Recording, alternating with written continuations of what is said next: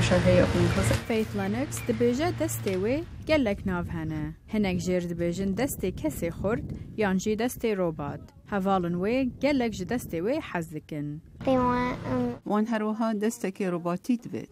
Destê Faith hate jêkirin dema ew neh meh bû. Niha ew 8 saliye. When she was born, دم او هاتي دنیای اش بر اگرکی خوین لدستوی چپه اش آنیش که حتی تلا نتاتو چو و او بو اگر که ایشانا که زیده لدستوی پیدا ببید.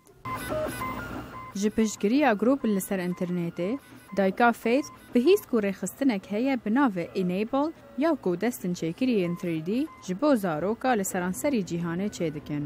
Ew her wisa digel Mark Langsfeld xwediyê Builded Workspace ra rûnişt.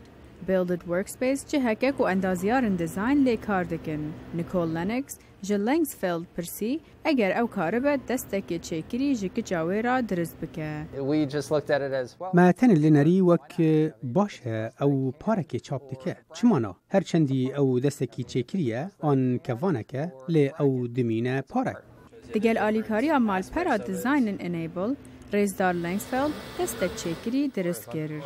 Wow, let's try this, see what this is. او کامل وی بنرن او همین جبو چیه ام چاوت کارن آلیکاریا کچکه بچوک بکن دا داویا داویل بسکلیت سوار به Mark Swerkio, karê destên çêkirî yên stylê kevin dike. 3D printing versus traditional. چاپ کرنا 3D ل برانبر یا کلاسیک دکاره گلک دم کم بکه گلک دمجبیران و گلک کارکران جی Destên çêkirî yên berê du mehan dirêj dike û bi hezaran dolaran e. Lê ev destên çêkirî yên 3D di 2 ta 3 rojan de amade dibe. Ew her wisa li dora $30 têne firotin. Ev rêxistin destan hazir dike û dişîne ji bo welatên seranserî cîhanê da ku dektor bifroşin.